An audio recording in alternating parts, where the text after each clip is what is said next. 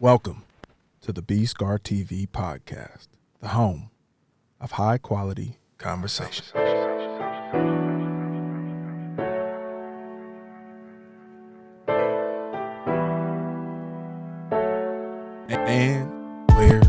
And we're back with another episode of B Scar TV. And I have a very, very special guest today, Mr. Kodi Whitfield, aka Kodi's. Welcome to the show. I appreciate it, man. It's great to see you as always. It's great to see you too, man. We go way back. My dog from Stanford days played together, and we've spent some time in Portland together. And now I get to see you when I see you. And it's actually been pretty frequently. Yeah. Recently. To give the people some context of all the things that you've done and that you're doing. Currently coaching corners at UCLA for the Bruins by way of Sac State. Yep. By way of Adidas. Yeah. As a designer. By way of the University of Oregon master's degree.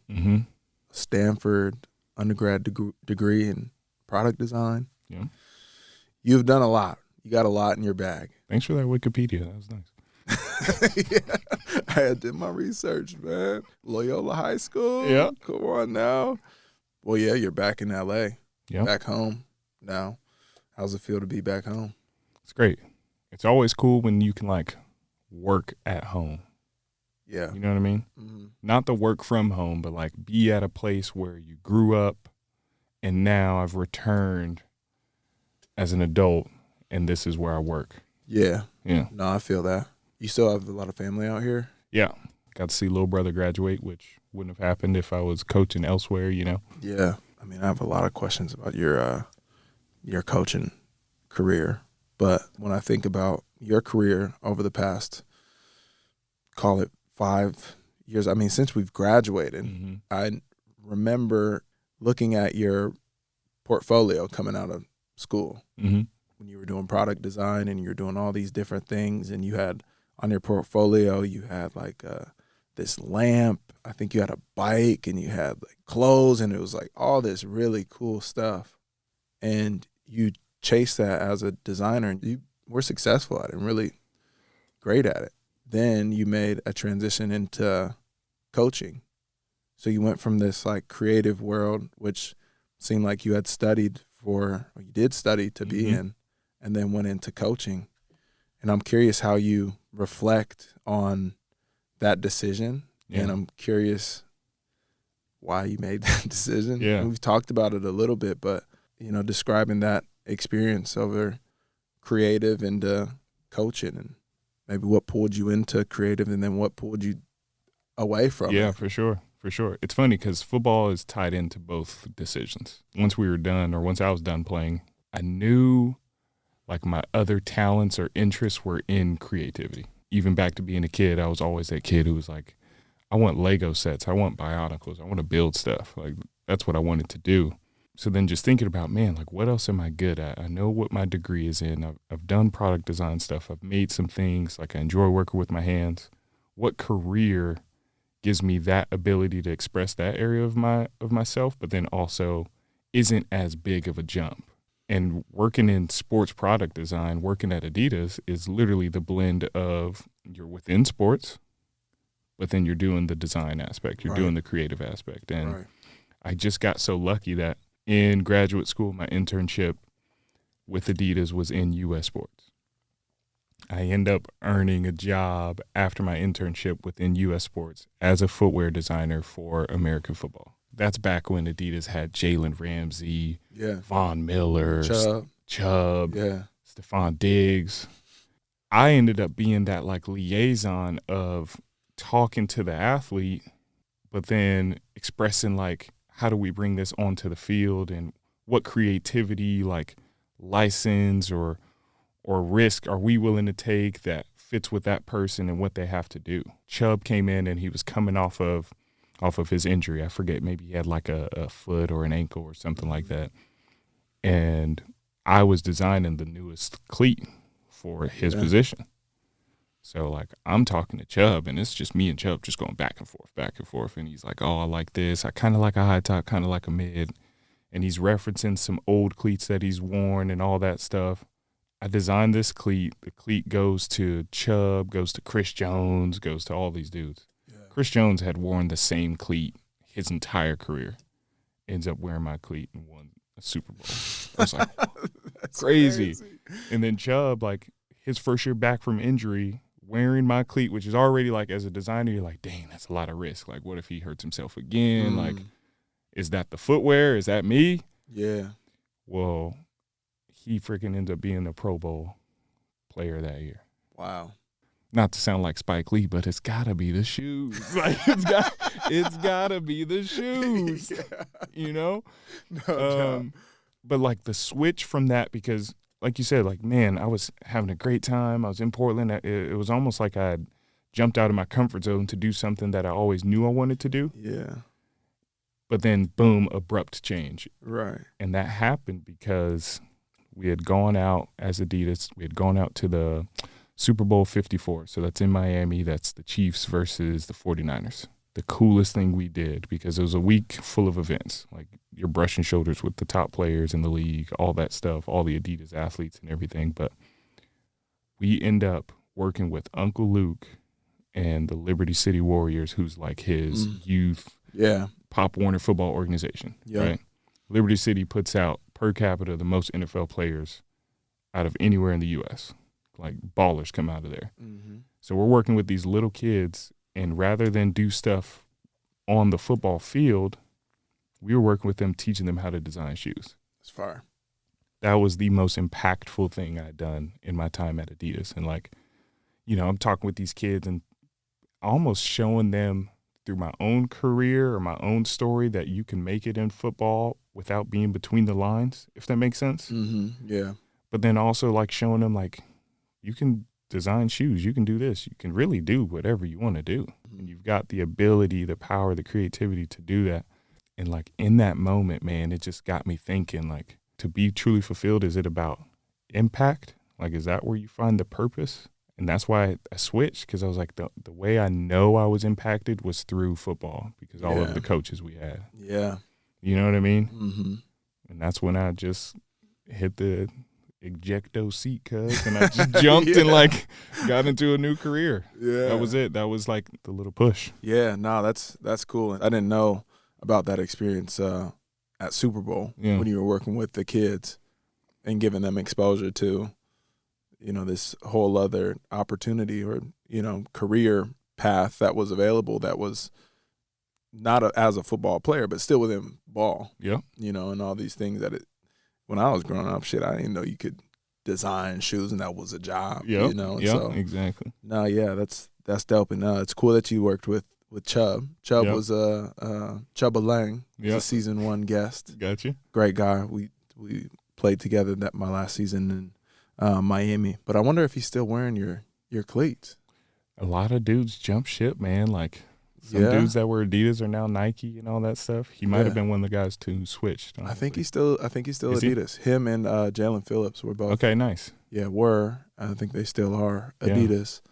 When you were designing those cleats, how much were you thinking about comfort versus aesthetic? Is it a 50-50, or would you say, like, which one comfort comes first, right? Performance and comfort comes first? There's two different markets of football cleats. Right? There's what's called promotional, and then there's what's called retail. Promotional actually goes straight to the athlete in college football and professional, because they're not shopping at, you know, Dick's Sporting Goods or anything, East Bay, to go buy their cleats. They're getting them straight up. I've done it. Oh, yeah. That was some of the hottest stuff. As a professional, I've shopped on East Bay. Come on now. Crazy. Bro, there was a point where getting the Jordan cleats was damn near impossible. Dang. I almost went as far as going on eBay. Dang. Yeah. Crazy. Crazy. Anyways. So when you send them straight to the athlete, that's all like promo stuff. So because they're going straight to the athlete, you also don't have to appeal to the masses of retail. Right.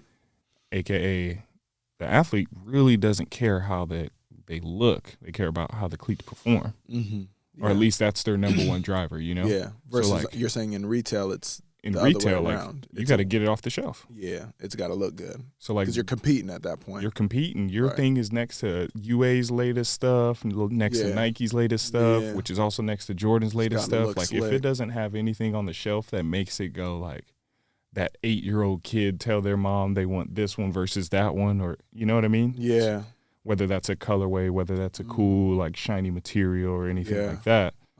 Whereas the professional is like that underfoot comfort better be on point. Like I better have great traction. I better, you know, I don't want a long break-in period. Right.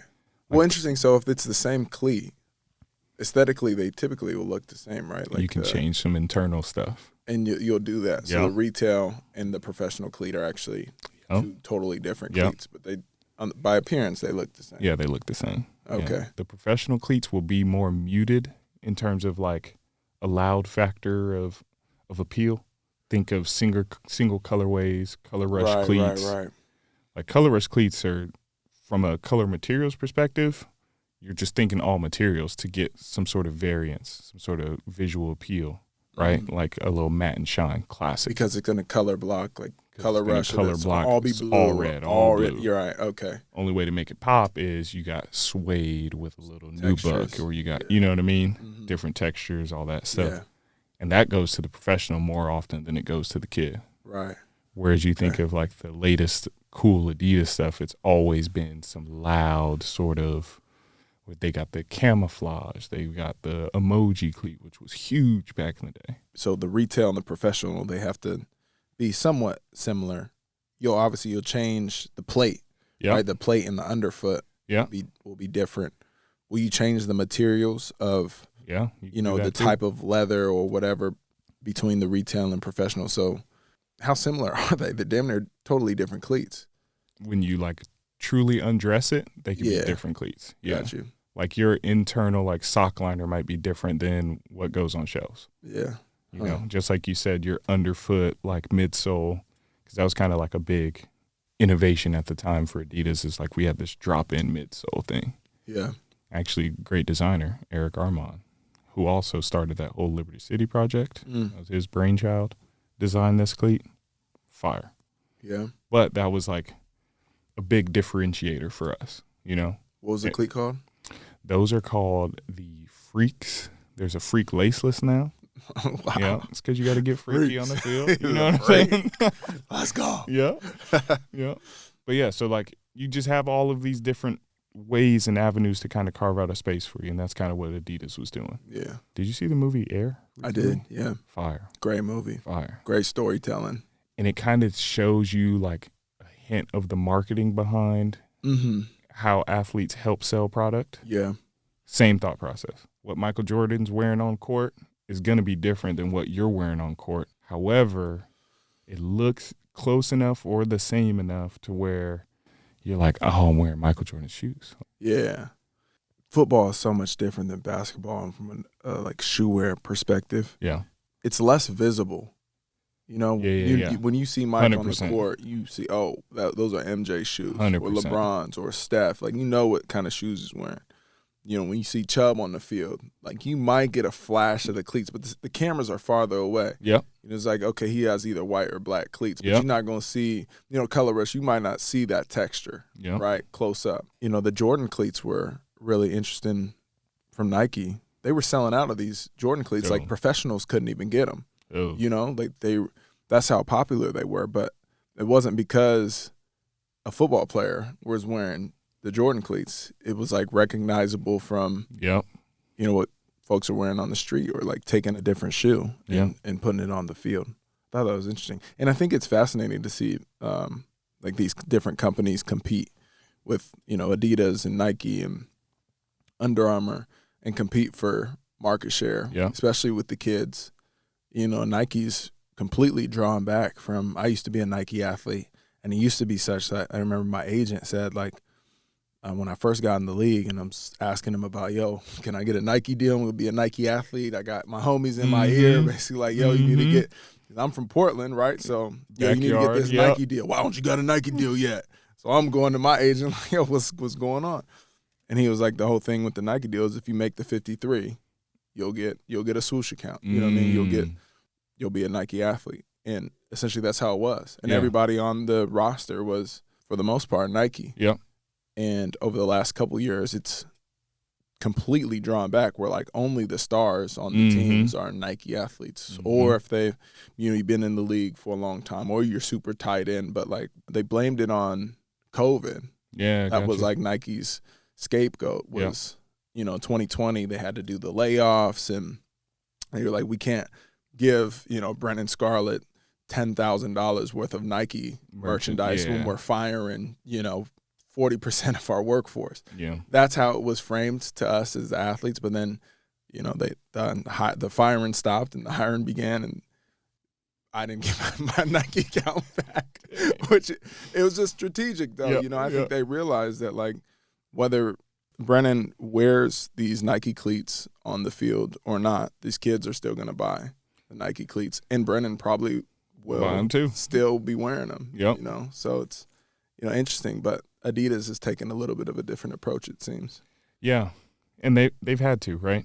Because the titular sponsor of football is Nike. All the uniforms are Nike. Right. You know what I mean? Yeah. So that's kind of like the generic brand you're going to get. When you're creating a player, they're going to wear Nike to start.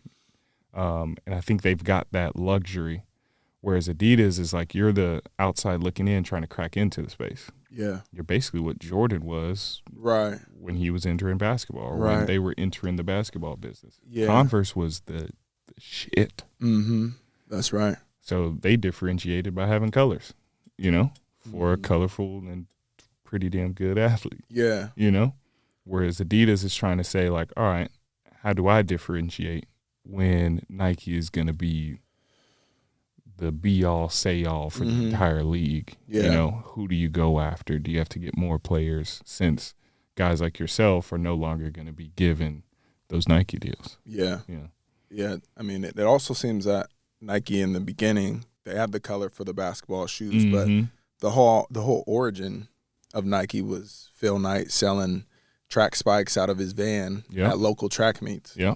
And there was this very like communal approach to the brand. Yeah. And it seemed grassroots, being connected to the people who are actually wearing the shoes, regardless of the sport. And over time, it seems that they've kind of like not grown away from that, but the strategy has shifted. And there was a point in what Adidas was doing that I felt that they were kind of going back to that grassroots. Definitely. Like especially when we were coming out of school, when we were like training for our pro day. I remember trying to find 40 cleats at that time. And Nike wasn't producing 40 cleats because like there's a very minute segment of customers that are going to be like looking for a cleat to run their 40-yard dash in. But Adidas had like this slew and variety of these low-cut, like really fast-looking cleats, and they were branded dope. And it was just like, damn, this just served, the need for me in this one, and created this connection that I felt like was strategic and less about the bottom line, but more about like this connection to customer. Definitely. I think there's like, it kind of plays into the advent of mass media and marketing, right? Yeah. Because when you start grassroots, I thought the beautiful thing of grassroots strategy is that you're trying to win a lifelong consumer. Just like you said, right? Like I have this touch point now with this brand where they served me when I was either at the early stages of my career, for kids maybe just playing football, and it's like, man, Adidas was that cleat or whatever brand was that shoe. Yeah. Well, now I rock with them forever. But then once you started getting professional games on television 24/7, streaming 24/7, now you're seeing the product at the highest level on field. Well, now it's like, do you need to go win the grassroots consumer, or are you just going to play on the fact that every young kid knows who the best at the sport is? Yes, right. They know exactly what the best player at what sport is wearing. Right. Because you have this 24/7. You got your phone 24/7. I get those tunnel fits of B Scar 24/7. I can see exactly what he's wearing. Yeah. So it's almost like you get a free sort of consumer buyer relationship just by focusing on the pinnacle of the sport. Yeah. Yeah, and I think digital's done that to a lot of different Yeah. brands too. And also this kind of transition into digital and like become optimizing cost and profit. They got rid of most of their third-party retailers and, you know, kind of cut the cord with those, and, you know, those being like, I don't know, the Foot Lockers of the world, the places where you would go to the mall and you would see your Nikes and whatever, and you'd be able to touch them and feel them.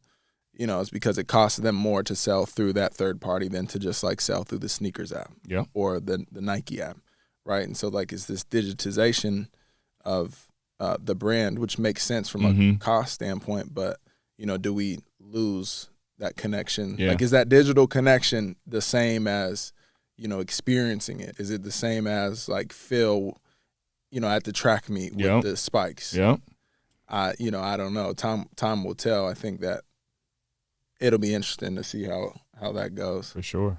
I think the digitization of a lot of our world, like right now, the pendulum is like swinging towards that, but I think at some point we'll swing back and we'll just be right where we started. Right where we started.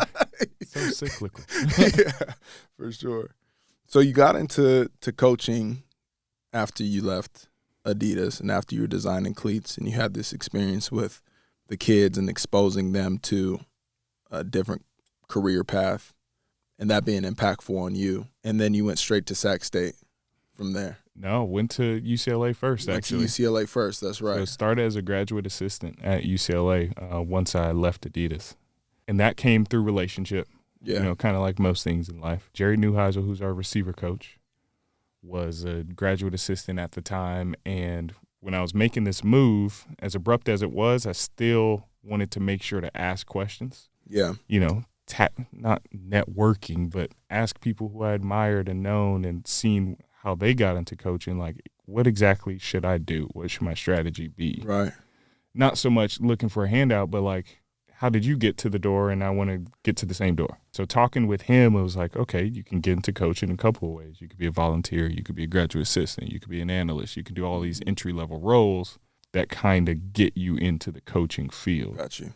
And Jerry was GAing for UCLA at the time. Yeah, because I mean Rick recruited me coming out of high school. No doubt, legend. And Jerry looks just like him. Yeah, for sure. Looks just like the apple ain't fall far from that tree. Man, for real. So he was instrumental along with a couple other guys. You remember Coach Rushing at Stanford, who was with us? He's now the corner coach at Texas A&M. Okay.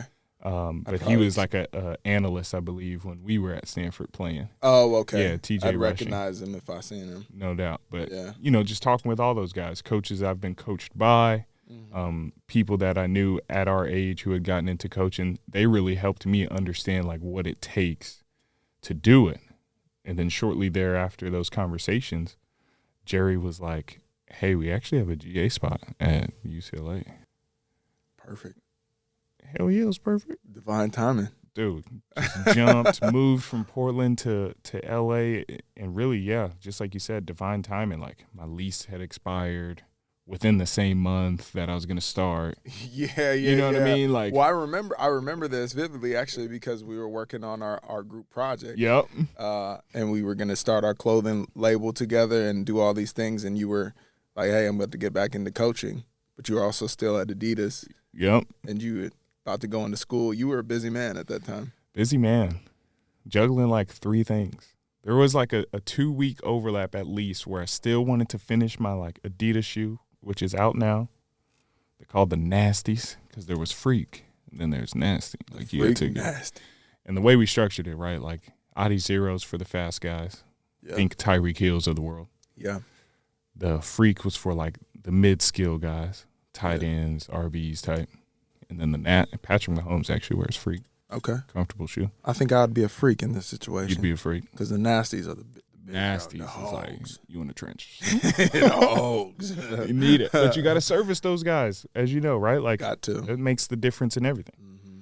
You know, you could say Patrick Mahomes doesn't have 3 Super Bowls because of the line when they were playing Tampa Bay. And those big boys' feet are taking a beating. Yeah, taking the most beating out of anybody else. Yeah. So long story short, I was trying to be a great group project member, be introductory level football coach, which is basically as a GA, you're like an intern, and then finish, my pride and joy at Adidas all the same time. Wow. Okay, so you were at UCLA for 1 season, 2 seasons? 2 seasons. Two yeah. seasons. So typically like a GA responsibility or a GA job lasts 2 years for however long it takes to complete that graduate schooling. So that was in the School of Education. So I've got an MEd in coaching and leadership. And then after those 2 years, 2 seasons, I forget whichever came first, got a job at Sac State. Okay. To be an actual position coach. Yeah. Right. And you were on DBs? Yeah, working with the secondary. I had the safeties and the nickels there. Cherokee Valeria, great coach, was the corners coach and defensive pass game coordinator there. I mean, last season y'all went 11-0. 11-0 in the regular season, man. Crazy thing about going undefeated is like you lose your last game, you feel like you didn't do anything. Yeah. We went 12-1. And it's like, yeah, magical season for Sac State, most wins ever, yada, yada, yada. But all you think about is the one. And that's the difference with FCS and FBS, When you have that playoff format, everyone but one team loses their last game. Right. Versus when you have a bowl series, like you can have however many winners of bowl games that there are. Yeah. So what's the some of the difference FBS and FCS? Football bowl series, FBS, Rose Bowl, Fiesta Bowl, all that stuff where like your regular season record, conference season record qualifies you for those bowls. Yeah. Got to win 6 games. Mm-hmm. And if you win your division, if you win the Big 10, Big 12, whatever, you kind of are matched into some bowl games. Obviously, we still have the college football playoff. Right.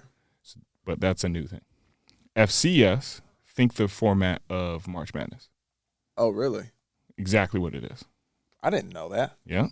They've always had FCS? Tight. What? So there's playoffs? There's playoffs. Playoffs? You talking about playoffs? There's playoffs. Yeah. So this is like what? D1AA? D1AA. Okay. Yeah. The FCS. Big Sky, the SoCon. So and this is where you went 11-0 in the regular Big Sky. season. In the Big Sky. Yeah. And then you went into the FCS playoffs? Yeah. Okay. We were the 2 seed nationally, which means you got a first round bye. The 1 seed. How can you be a 2 seed if you're undefeated? Because the Missouri Valley. So that's North Dakota State, South Dakota State. North Dakota State, Trey Lance, all them, Carson Wentz. Right. Okay. Yeah. They won 9 out of the last 11 FCS national championships. Great conference. Yeah. So the winners of all these different conferences end up being, just like in March Madness, be like either the top seed, 1 seed, 2 seed, 3, 4. But there's 4 national seeds where those are probably the best teams. Got you. Okay. So being number 2 versus number 1, like, doesn't really matter. Yeah.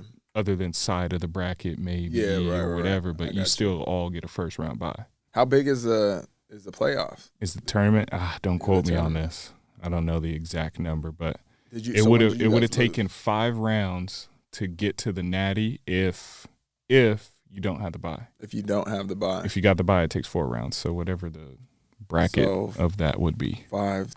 You know what I'm saying? 20? Is that 20 teams? No, more than that. More than that? Yeah.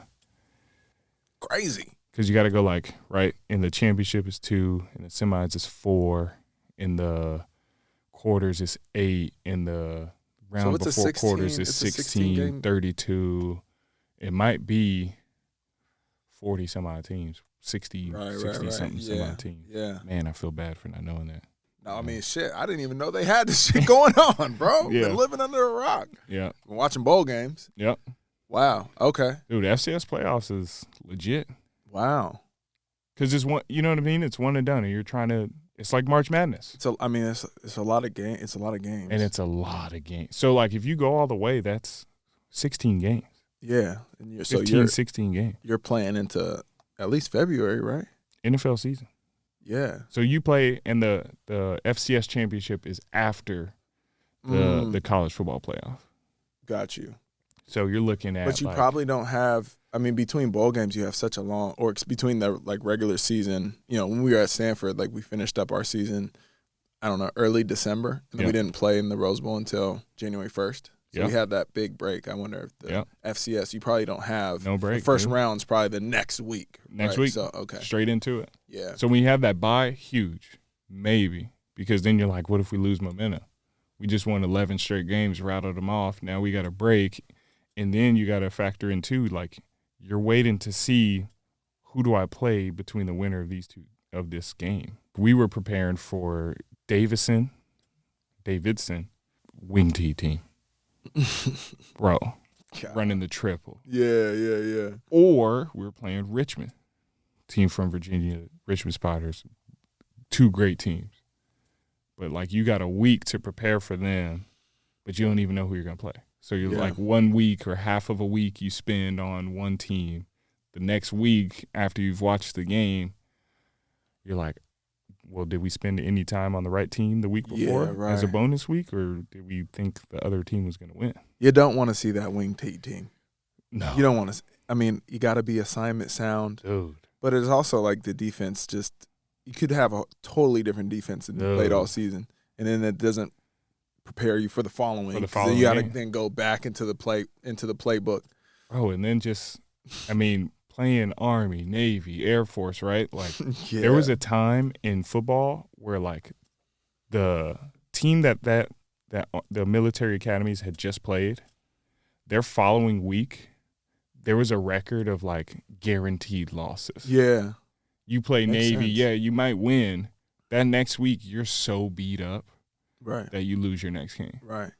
I mean, just you're focusing you got to stop this one play, and you got these college kids who now got their mind set on, this play, these assignments, et cetera. And then the next week you got to get back into the mode of the rest of the season. And, that's tough.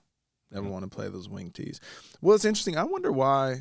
So why have the FBS for Division I football? It must be more profitable to have the bowl games than to have the playoff. It's on both sides of the coin. How much are the schools spending on sports and athletics in general? Kind of like delineate FBS from FCS, as well as the bowl games themselves, and the TV deals and all that stuff. But if you're in a Power 5 conference, then you're in the FBS just automatically. Yeah, correct. Power 5, Group of 5. But I'm saying, why wouldn't the Power 5 conferences do the FCS system? You know what I mean? That same structured tournament.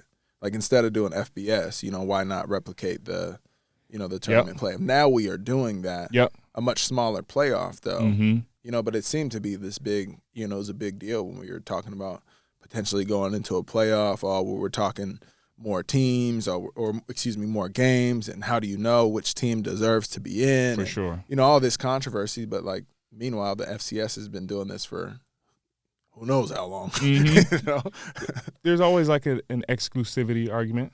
Yeah. There's only one Rose Bowl. There's only one granddaddy of them all. You know what I mean? Like, do you want to keep that pageantry behind that one game as a bowl game, or do you want that to be the semifinals of the playoff where it kind of gets minimized? You know what I mean? Yeah. But you still can argue that, the reason we probably have moved into a playoff format in FBS football is because there's still revenue. Like, you think about football in the U.S., you can watch it every single day of the week almost. Yeah. Every single day of the week. Mm-hmm. Like, the NFL owns whatever day of the week they decide to play. Yeah. They own Sunday. They own Monday. They own Thursday if they want to have games on Thursdays. Even when we go after, like, when there's Saturday games during the holidays and all that stuff. Yeah. If the NFL decided to play on Christmas Day, they could own Christmas because they dang sure already own Thanksgiving, right? Sure. You know what I mean? Like, so I think it's kind of a little bit of that. Like, college football is figuring out, like, we really own Saturday. Yeah. Everyone says Saturdays are for the boys, and they're talking about college football. Yeah, that's a fact. We'll be right back after this bathroom break. You got to really be, like, an asshole for me to be like, all right, bro, I'm going to give you the 1 star. I've been, like, for me to give you the 1 star, I've been holding on to that shit the whole drive.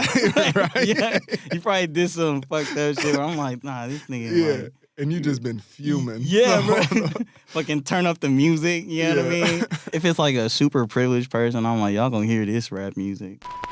That's a little bathroom break there. before we had gone to the bathroom break, talking about how football is consumed everywhere, all the time, and All the time. whatever day that football deems to be a football day, whether it be Thanksgiving or a Sunday or a Saturday or a Thursday or a Monday, people will consume it. I think it's really interesting with UCLA now in 2024 going to be joining the Big Ten along with USC. And the shakeup of these different conferences, and now you have this conference in the Big Ten, which I guess will be called the Big 12. No, Big Ten's not changing names. It already has 14 teams, too. Yeah. Wow, crazy. This doesn't make any sense. Doesn't make any sense. Okay. So the Big 15, they'll basically have games in every time zone on Saturdays. Pretty much, yeah. Yeah, it will. Also, small interjection. Just want to bless the microphones with some knowledge that we did over the break. Mm. Brennan was right. There's 24 teams that make the FCS playoffs. The top 4 have a bye. And that would make 20 teams. Yeah. So everyone who's listening in, tune in. Brennan's very smart. Went to 2 best universities. At the time, Cal was #1 public university. UCLA now holds that title. Is that right? Yeah. Just had to throw that in there for Wow. recruiting. There we go. Yeah. And Stanford, everyone recognizes that brand. So this man who's obtained his master's in management science and engineering understands math and bracketology. So tune in, tap in with him for March. He'll get you right. Thank you. And when you earlier when I was calculating, you could just, if you look close, you could just see the numbers in my head. Just, 5 times 2 plus 4. Anyways, thank you for that. I appreciate that. The shift of the conferences is going to be intriguing. I wonder if it's going to continue to happen, especially with all the NIL stuff going on too, because I imagine that's part of it, right? Is the TV deals, which obviously just profit and revenues. UCLA and USC stand to make more, and the Big Ten stands to make more when they have those 2 draws. And when it's time to renegotiate TV deals, there's more money to be spread around. And then now finally players are getting paid, so more money will trickle down to those players too. But will it continue to, pile up and just have these kind of super conferences that are just massive TV deals that are playing Saturdays for now, but, maybe start taking over other days of the week. Yeah. It almost seems like that's where we're headed, That's the inevitability of it all, is that the driving factor is money. These TV deals are kind of swaying some things. You get a big conference like the Big Ten absorbing 2 of the biggest West Coast teams and one of the biggest markets, UCLA and USC. The Big 12's done it. Texas and Oklahoma leave the Big 12 to go to the SEC. Well, then teams join the Big 12 this season. Obviously, that's a big change. BYU being one of them, of course, like where BYU for a long time was an independent team. It's interesting. It's kind of like you're following the dollar amount. Yeah. Where you're going to get the most exposure. And then with all of that money, just like you said, how does that trickle back into the program? What does it do for recruiting? What does it do for the universities as a whole? Where now, say if football is bringing in that much more money, what happens to R&D at whatever university? What happens to, all of these different programs, majors, and things like that, now that the university as a whole makes X more $1 million? They ain't touching that. That's just going back to football. Football make them dollars, they going right back to football. For some private universities, but and then the big thing too, right? Like Stanford, USC, that whole like varsity blues thing, and then Stanford comes out, tries to cut some sports, and then those sports get reinstated. Football, basketball, kind of like these big revenue grossing sports make it so that you can have other sports. Right. Right? Yes. Title IX being a big component of that too, because women should be able to play sports and play whatever sport they want at an equal, similar capacity to men and have that access and opportunity. So then when you make this more X amount of millions of more dollars that football does, it is going to help keep all of those sports around. And, right. The other thing too, people don't realize is there's probably only 20 athletic programs in the country that are really profitable. Mm. You know, everyone else either operates on a net zero or a net loss, profit loss. Yeah. If When you talk factor in- about, all I the got other you. sports. Yeah. Then you get tuition, and then Then you get tuition, and you get Then you all make this stuff and all millions that stuff. and Yeah. Obviously Title IX was a great thing and a great shift, but like what you have to factor in, what you didn't have to factor in back then, is that the players are now getting paid. The players are going to continue to get paid more and more Mm-hmm. each year. Yeah. And so in order for the football programs to compete and continue to make more money, they're going to have to continue to pay more dollars to the players. So then, how does it get distributed and how is it regulated then to other sports? Just because you have that factor there. Yeah. It's interesting. It is. What's interesting about the whole thing is that the universities still aren't the ones paying the players. All of the money from the TV deals technically is just going to go to the university because the athletes themselves can't be paid. Right. Like, the whole NIL thing came out saying that an athlete can profit from using their own name, image, and likeness to make extra money, endorsement deals, appearances, all that stuff, right? Doing camps. The same rule is in effect in terms of using your name in conjunction with the university's name. Right. Just like it was when we were playing. Like, we couldn't have a camp, and it couldn't be Brennan Scarlett camp, Stanford football player, Cal football player. Yeah. And the argument there is, like, which brand is actually bringing the attendees of the camp and therefore the dollars? Is it Cal, which the university's been around as long as it has? In UCLA's case, is it that UCLA's been around since 1919? Mm-hmm. Is that what's bringing the kids to the camp, or is it truly just Brennan Scarlett? Is it truly just the athlete? So in that NIL, that clause is still there. Oh, really? Which many people don't know about. I didn't know that. And then the university still isn't allowed to pay the student athlete. Yeah.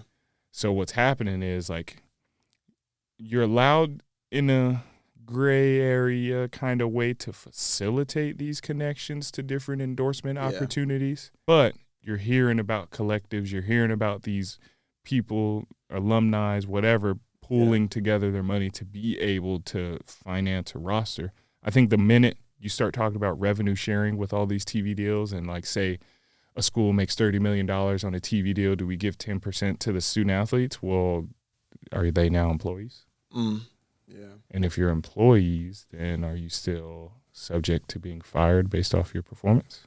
Mm-hmm. And you might argue, well, football's there because you got a transfer portal. And you say, like, well, if a kid is forced out of their school and told to enter the portal, which I can neither confirm or deny happens. I know we don't do that. But if that does happen, aren't they basically employees? If you're saying go play somewhere else.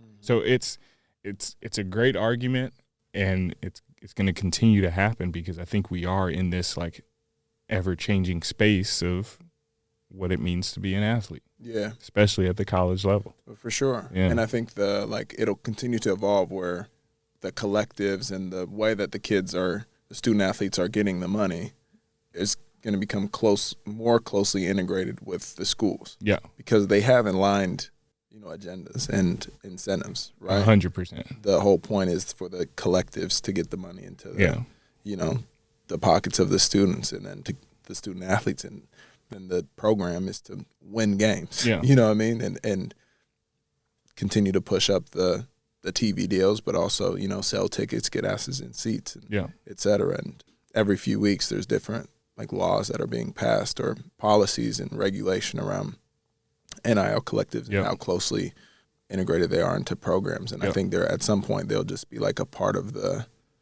university. Probably. But how it will all happen is interesting. What's also not being talked about is this was all about education at one point. Playing college sports was all about accessibility to education. So no matter what your route for getting there, if you had some athletic capability, you might have actually provided yourself an athletic or an educational opportunity that you didn't have. Yeah. For whatever reason, for whatever factor. Right. And unfortunately, what's kind of getting lost at the wayside is, or kind of made minimized, is education. because you could transfer, because it's about the dollar amount, where are you going to play and get paid the most, as opposed to, you think about our recruiting pitches to the 2 places that we went that are prestigious institutions. It was about education and playing great football. Yeah, yeah. Whereas now it might just be about where can you win to make the most money. It's definitely less of a focus. Yeah. But I think the whole sales pitch in the beginning was somewhat bullshit, depending on where you were going to school. Depending on where you're going to school, yeah. You know what I mean? Stanford did a great job in like helping us all make the most of our degree, and especially postgraduate. I have a lot of friends from Cal who, like, after we graduate, you spend so much time playing football and going to meetings, and you're in study hall, whatever, but like most of your time is dedicated to football. And so you're saying like, hey, you get to come play football and we'll give you a degree, and that's the trade-off. Well, then when guys are graduating, they're driving Uber. Yeah. You know what I mean? Or they're working security. Yeah. And then there's no like facilitation to career post-grad. And then when you were there, you had no time to do internships. Stanford would like help us get internships and connect with the donors and boosters and alumni and all these things. It was an ecosystem, but I feel like at a lot of schools there's not that ecosystem. Yeah, or that concerted effort to make sure you're playing great football and tapping into what this degree is going to provide you afterwards. Exactly. Sure. With all of this money going into the pockets of the players, how has the experience been different for you over the years as you got into college, but even reflecting on when you were playing?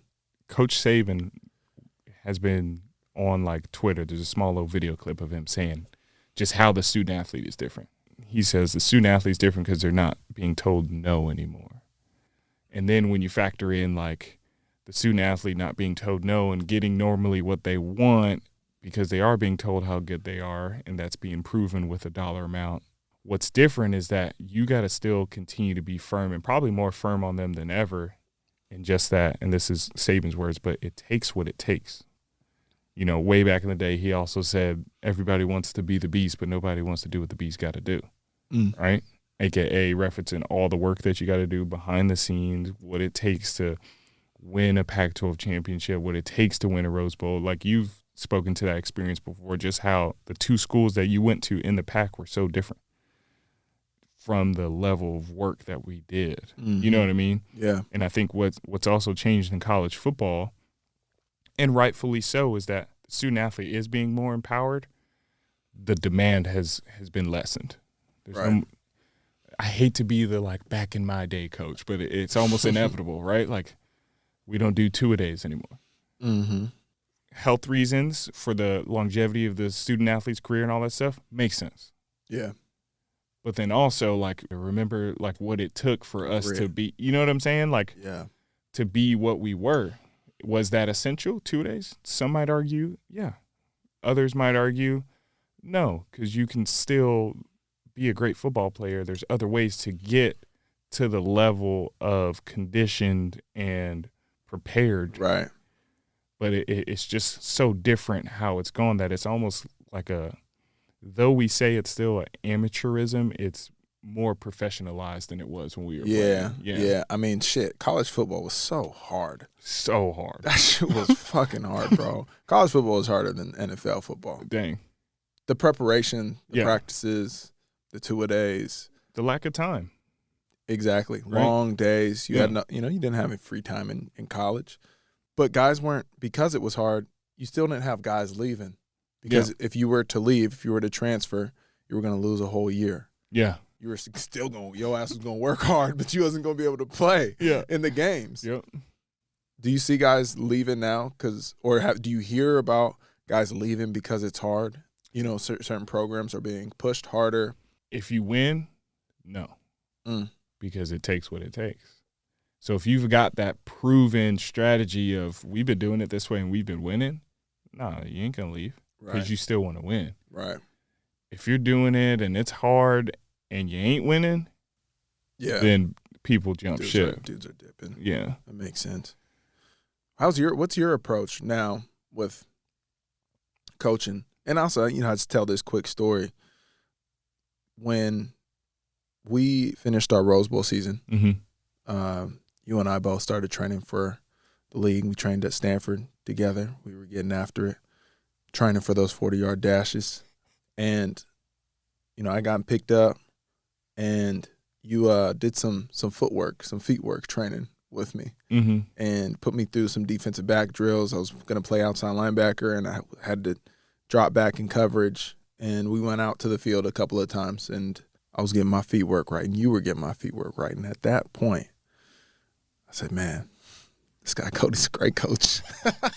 Looking back, man, it all makes sense. Man, appreciate it. How do you approach coaching now? Your coaching philosophy when you're working with the student athlete, regarding or disregarding the whole NIL deal. What's your approach to improving a player, motivating players, making sure that they're inspired to do these hard things, then lift the weights and be disciplined and all these things? How are you getting them there? Well, first it starts with why I got into coaching, right? And that's about impact. I want to be a steward of positive change in the lives of young men. And through the game of football, equip them with the skills to dominate between the lines, but then dominate in life. Be able to do whatever it is you want to do. And then when you approach that or put that into action, which is how I then interpret my why into a coaching philosophy, my job is lead them on a path of discovery of how good they are, because it's already internal. You've made it to this point because you have some ability. Leading them in that path of discovery of how good they are is like a constant drawing out. That talks about how much I'm going to push you. That talks about how hard I'm going to be on you, because we've acknowledged you've got this goal with football. I'm here to get you there. So there's an established trust in that sense already, that this person's going to want the best for me and therefore demand the best out of me, right? And then the other part of it, and the reason I say just show you how good you are, is because to me, this game is about confidence in some way, shape, or form. Expressive confidence, internal confidence. If you aren't confident out there on the football field, that's the most terrifying place to be ever.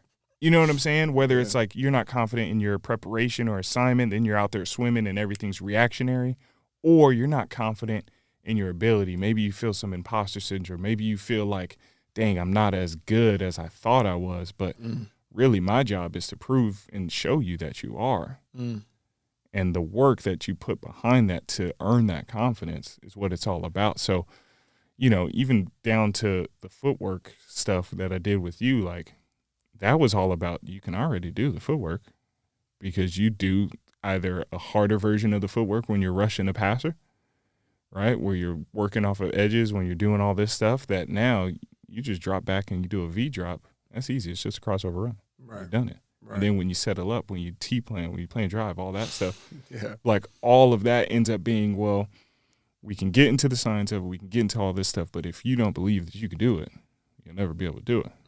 Once you believe you can do it, now let's talk about it should take you 2 steps to get out of any cut. Right. When you plant and drive, it's like a gas pedal, and your gas pedal and your car are close together. They're not like one's in the driver's seat, one's in the passenger seat, and your feet should be that far apart. No, they should be probably 6 inches away from each other so that when I plant my brake foot, my gas pedal's right there. Now I'm planting and driving to the new direction. You know what I mean? Yeah, hell yeah. Yeah. The pathway, self-discovery of how good you are, is that how you said that? Yeah. Give it to us one more time. My job is to lead them on the path of discovery of how good they are. I love that. What got you there? What's opened your mind up to this philosophy of coaching? A lot of reading. Funny enough, my master's program at UCLA as a graduate assistant. Okay. That transformative coaching and leadership program, people talk about in life, they major in something and don't use it all the time. This was the most applicable linear use of that master's, is getting into coaching. And it's because the things that I learned, the people we interacted with, Sue Enquist, who's a professor, was a incredible softball coach at UCLA, Hall of Fame, national championships. You know what I mean? And I reference her because she was great at what she did as a coach, and now is teaching other young coaches how to coach. Right. And then you're reading books about Pete Carroll, you're reading about Bobby Knight, you're reading about all these other different coaches in all these different sports. And then you're also researching and understanding motivation and doing a little bit of deep dive into psychology. How do you like lead a group of people, or, you know, arrange a group of people and organize them, assemble them to a common goal? So it was a ton of reading. That path of discovery and that confidence, that was like Pete Carroll saying. Oh, wow. He got his stuff from The Inner Game of Tennis, which incredible book, you know, and there's just all these. Which one? The Inner Game. The Inner Game. Yeah. Okay. I was going to ask you for a book I could. There you go. That's a good one. Get into. Okay. The Inner Game. Yeah. All right. Bet. But there's just so many different things out there where, you know, you research from example, understand how coaches who've had success do it, obviously, because if they had success, there's something for you to grab from there. Yeah. And then just put your own little flavor on it. And for me, I think a lot of that, my coaching philosophy comes from what I lacked as a player. And I know for a fact I lack confidence in some areas, in some games, in some instances. Right. Where if you say that confidence comes from preparation, belief in yourself, knowing you could do it and all that stuff, there were times where I was lacking in some sort of subset of either of those. Yeah. I hear you. Yeah. I'm really excited about how far you're leaning into coaching and how thoughtful you are about coaching these young men, you know, and you're a mentor, you're a role model. There's a lot of times where student athletes are closer to their coaches than they are to their family during the time that they're playing, right? Especially your position coach. You know, these guys are with you every day for hours on end, and they're listening to your words, you know, and your words translate into their actions more literally than, you know, I don't know, a lot of other scenarios. And I think the way that you're approaching it so holistically around this is more than football. Yep. I'm teaching you, yes, I'm teaching you how to be a great player, but beyond that, I'm preparing you to be successful in life. And I'm teaching you these characteristics, values, approaches, these traits of confidence that are applicable in any room that you ever step into. And I think that thoughtfulness will go a long way for all of your players. I hope that this energy is contagious for other coaches too that you come across. And I know it will, because I know that you'll sooner or later you'll be a defensive coordinator, you'll have position coaches under you, and then you'll be a head coach, and then you'll establish a culture of this thoughtfulness and approach and holistic approach to the player. It's more than the game, and it's about more than the game. And so I just want to give you your flowers on what you're doing, bro. I really, I think it's really important. And I think that both of us know, and, you know, anybody who's played sports, you've had good coaches, you have great coaches, and you've had shitty coaches, you know, and the great coaches change your life for the better. And you've seen shitty coaches change guys' lives for, you know, negatively. Yeah. And positively too, right? Because sometimes you lean so far away that you end up being the antithesis of that bad coach. You know what I mean? Like you see an example of how you don't want to do it, you know? Yeah. Well, Kodi's, we're getting to about that time, and we got some high quality questions. High quality. Ready for it. What television show or movie character most resembles you? Whoa. At any stage of your life. Say maybe like an Idris Elba. Okay, but like in what movie though? Like we talking Idris on Takers? Like Takers Idris? That's just the first movie that come to mind for me. No, see, I was thinking only because Idris is like what's that word people be using all the time? Multi-hyphenate and all that stuff. Yeah, multi-dimensional. Yeah. Actually, let me draw that back. I know exactly who. Yeah. For the same reason. Different extent, has enough like goofiness that I have. Donald Glover. 100%. Okay. Donald Glover for sure. For sure. Because of the community, because of... But insert, it has to be character. Which character? Not actor, but character. So Donald Glover in what? Damn. That's so good.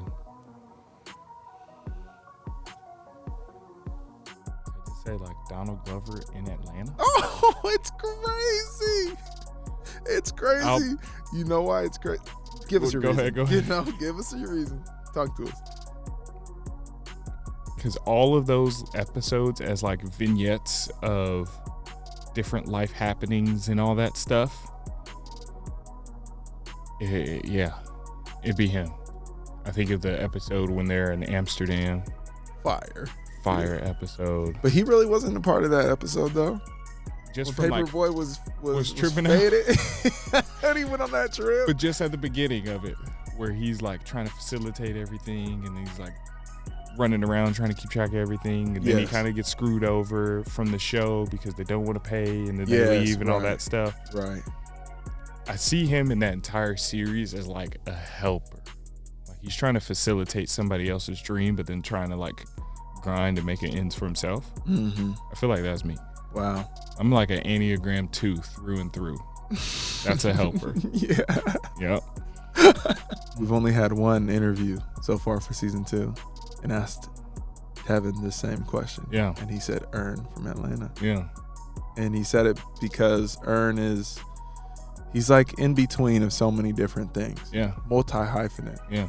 He's like this, he's cool, he's in music, but he's also a nerd.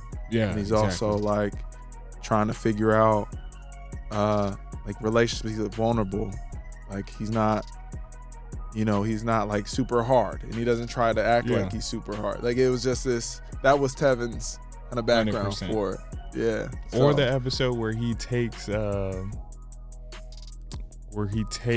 Van out to dinner, and he doesn't have the money for dinner. Yeah. That was one of the earlier seasons. Again, like he's the helper, just like it sounds like Tevin said too. He's into all these different things and expressive, but then also kind of reserved. Yeah, you know hard to put a label on him.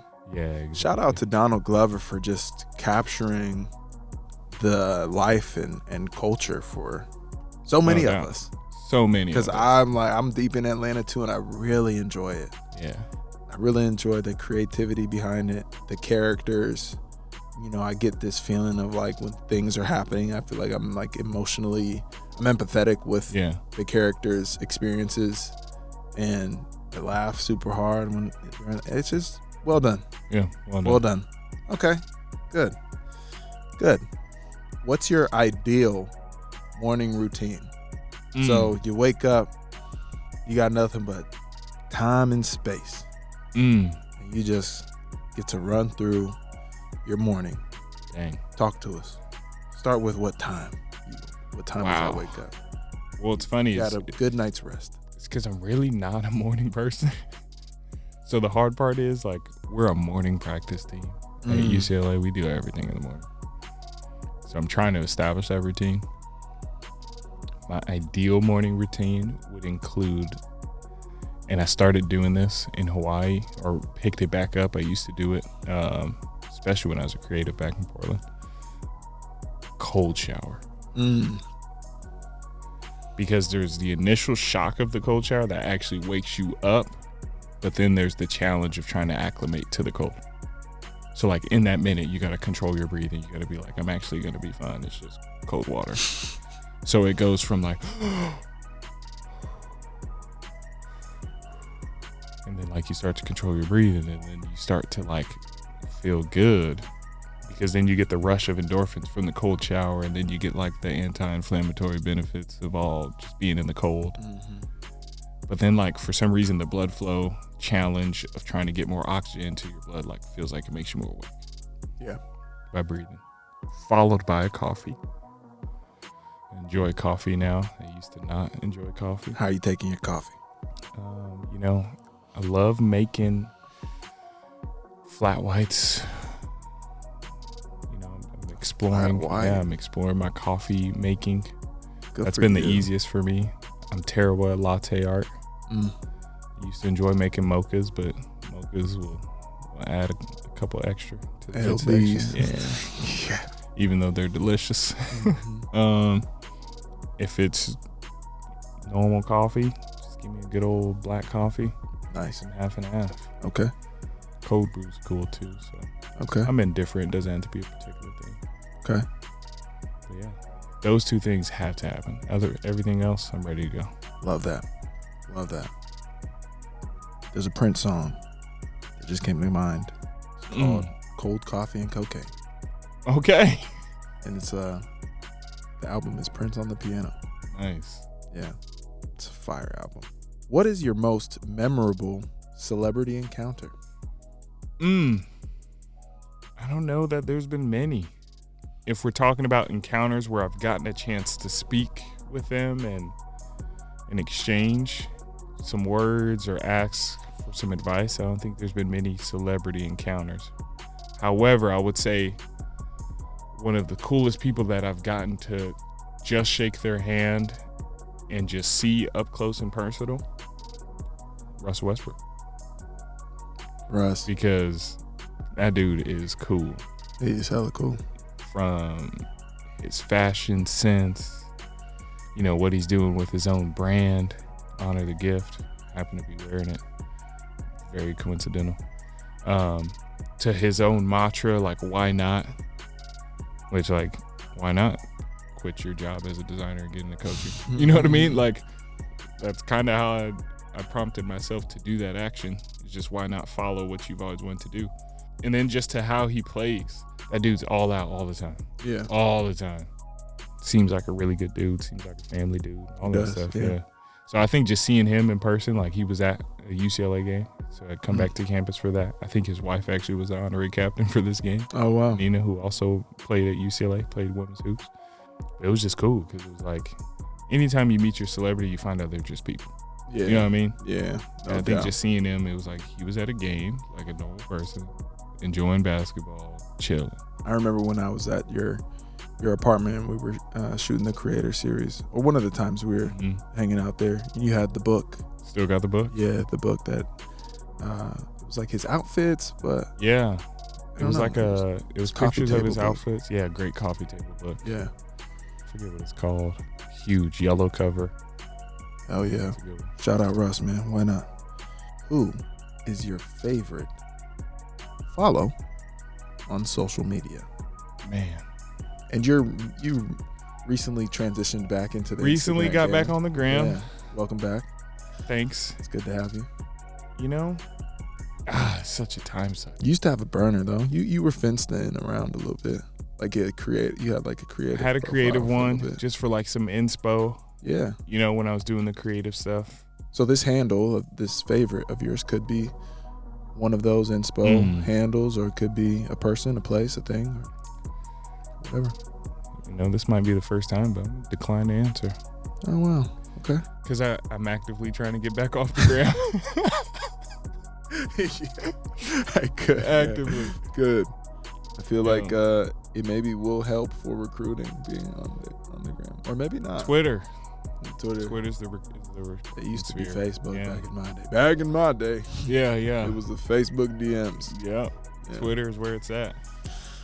Yeah. So I guess favorite follow on Twitter would be 247 Rivals Okay. on 3. There we go.